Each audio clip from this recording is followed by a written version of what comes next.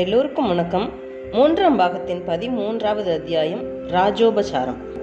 கடந்த பதிவில் பாண்டியனுடன் போரிடுவதற்காக நகரின் தெற்கு கோட்டை வாசல் வழியாக வெளியேறிய மாமல்லர், படைத்தளபதி பரஞ்சோதி, ரதசாரதி கண்ணபிரான் ஆகிய 3 பேரின் மனோநிலையும் எப்படி இருந்தது அப்படிங்கிறத பார்த்தோம்.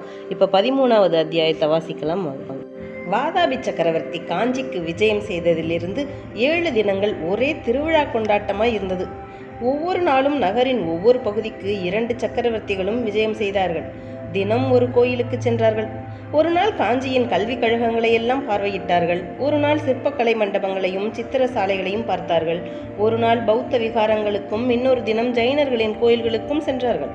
ஒரு நாள் 2 சக்கரவர்த்திகளும் பட்டத்து யானை மீது அம்பாரியில் அமர்ந்து நகர் முழுவதும் பவனி வந்தார்கள்.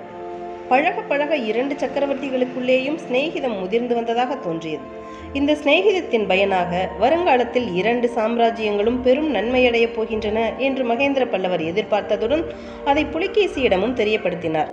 தமக்கு சமண மதத்தினிடமோ புத்த சமயத்தினிடமோ எல்லளவும் துவேஷம் கிடையாதென்றும், சைவ சமயமானது மற்ற எல்லா சமயங்களையும் சமநோக்குடன் பார்க்க இடம் தருகிறதென்றும், அதனால் தான் சைவ சமயத்தை தேர்ந்தெடுத்ததாகவும், சமணர்களும் புத்தர்களும் அனாவசியமாக விரோத பாவம் தம் பேரில் கொண்டிருப்பதாகவும் மகேந்திர பல்லவர் கூறினார். புலிகேசி தமக்கும் தீவிர மதப்பற்றோ மத துவேஷமோ கிடையாதென்றும், ராஜீய காரணங்களை முன்னிட்டே சமண முனிவர்களுக்கு அதிகமாக இடம் கொடுத்து வந்ததாகவும் தெரிவித்தார். சமண போதனையில் ஈடுபட்ட குருமார்கள் ராஜீய விஷயங்களில் தலையிடவே கூடாதென்றும், தலையிடுவதால் அவர்களுக்கும் சமயத்துக்கும் நாட்டுக்குமே தீமைதான் என்றும் மகேந்திரர் கூறினார். அதை வாதாபி சக்கரவர்த்தியும் ஒப்புக்கொண்டார். மகேந்திர பல்லவர் உண்மையான சமய பக்தியுள்ள மகான்களாயிருந்தால் ராஜாங்க விஷயங்களில் தலையிடவே மாட்டார்கள் என்று சொல்லி திருநாவுக்கரசர் பெருமானுடைய வாழ்க்கை உதாரணத்தை எடுத்து காட்டினார். அந்த மகானை தாம் பார்க்க முடியுமா என்று புலிகேசி கேட்டதற்கு, யுத்த குழப்பங்களின் போது அந்த பெரியவர் இங்கே இருக்க வேண்டாம் என்று நானே அவரை தீர்த்த யாத்திரைக்கு அனுப்பிவிட்டேன். இப்போது எங்கே இருக்கிறார் என்று தெரியவில்லை என்று மகேந்திரர் தெரிவித்தார். புலிகேசி அப்போது, பல்லவ நாட்டு மகா சிற்பியை கூட நான் பார்க்க முடியாதோ என்று கேட்க, மகேந்திர பல்லவர், யாரை சொல்லுகிறீர்கள் என்று கேட்டார். ஆயனர் என்பவரைத்தான் என்றார் புலிகேசி. அவரை பற்றி உங்களுக்கு எப்படி தெரியும் என்று மிக்க வியப்புடன் மகேந்திர பல்லவர் கேட்டார். காட்டின் மத்தியில் உள்ள சிற்ப வீட்டை ஒரு நாள் நான் பார்த்தேன். அதனுள் உயிருள்ள பிராணி எதுவும் இல்லை. ஆனால் உயிர் சிலைகள் பல இருந்தன. அப்புறம் விசாரித்தேன்.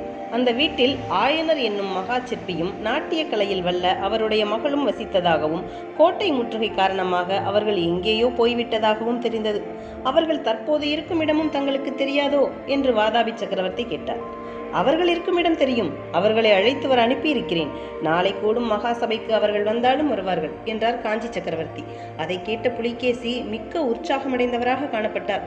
வாதாபி சக்கரவர்த்தி காஞ்சி நகருக்குள் பிரவேசித்த 8ஆம் நாள் அவருக்கு பிரி உபசாரம் நடத்துவதற்காக காஞ்சியின் பிரதான சபா மண்டபத்தில் பெரிய சபை கூடியது. அந்த மகா சபையில் பல்லவ சாம்ராஜ்யத்தின் மந்திரிகள், அமைச்சர்கள், தளபதிகள், வர்த்தக செல்வர்கள் முதலியோர் வீற்றிருந்தனர். இன்னும் சைவ வைஷ்ணவ சமய குருமார்கள், வடமொழி வித்வான்கள், தமிழ்மொழி புலவர்கள், 2 பாஷைகளிலும் கவிபாட தெரிந்தவர்கள், சங்கீத வித்வான்கள், சிற்பிகள், சித்திரக்காரர்கள் முதலியோரும் வரிசை கிரமமாக வீற்றிருந்தார்கள். மேலே கூறப்பட்ட கூட்டத்தாருக்குள் பிரமுகர்கள் வாதாபி சக்கரவர்த்திக்கு அறிமுகம் செய்து வைக்கப்பட்டார்கள். வடமொழி, தென்மொழி ஆகிய 2 மொழிகளிலும் வல்ல புலவர்கள் அந்த மகத்தான சந்தர்ப்பத்திற்கேற்ற கவிதைகளை புனைந்து பாடினார்கள். 2 சக்கரவர்த்திகளில் எவரையும் தாழ்த்தாமலும் ஒருவரையும் அதிகமாக உயர்த்தாமலும் சமமான புகழுரைகள் நிறைத்து புலவர்கள் பாடிய கவிகள் அவர்களுடைய கவித்திறத்தை காட்டிலும் அவர்களுடைய லௌகீக ஞானத்துக்கே சிறந்த உதாரணங்களாய் இருந்தன. பிறகு சாம்ராஜ்யத்தின் சங்கீத வித்வான்கள் தங்களுடைய வித்வத்தை காட்டினார்கள். மகேந்திர பல்லவரால் புதிதாக அமைக்கப்பட்ட 7 நரம்புகள் உடைய பரிவாதினி என்னும் வீணையை புலிகேசி பரிபாலனை செய்து மிகவும் மகிழ்ந்தார். இவ்வாறு நேரம் போய்கொண்டிருந்தது. ஆனாலும் மகேந்திர பல்லவர், வாதாபி சக்கரவர்த்தி இருவருமே கொஞ்சம் மன அமைதியின்றி பரபரப்பு உள்ளவர்களாக காணப்பட்டார்கள். மகேந்திர பல்லவரின் கண்கள் அடிக்கடி சபா மண்டபத்தின் வெளிவாசற் பக்கத்தை நோக்கி கொண்டிருந்தன. கடைசியாக அவர் உற்சாகமான குரலில், அதோ வந்துவிட்டார்கள் என்று கூறிய போது பக்கத்தில் இருந்த வாதாபி சக்கரவர்த்தி, யார்? ஆயனரும் அவர் மகளும் தானே என்று வினவினார். அப்போது உண்மையாகவே அச்சபா மண்டபத்தின் வெளிவாசல் வழியாக ஆயனரும் சிவகாமியும் உள்ளே பிரவேசித்துக் கொண்டிருந்தார்கள். வாசற்படியை தாண்டும் போது சிவகாமியின் கால் வாசற்படியில் இடறிற்று. ஆஹா, இது என்ன அபசகுணம் என்று எண்ணமிட்டு கொண்டே சிவகாமி மானின் நடைபெற்ற மயிலை போல் சபா மண்டபத்திற்குள் பிரவேசித்தாள்.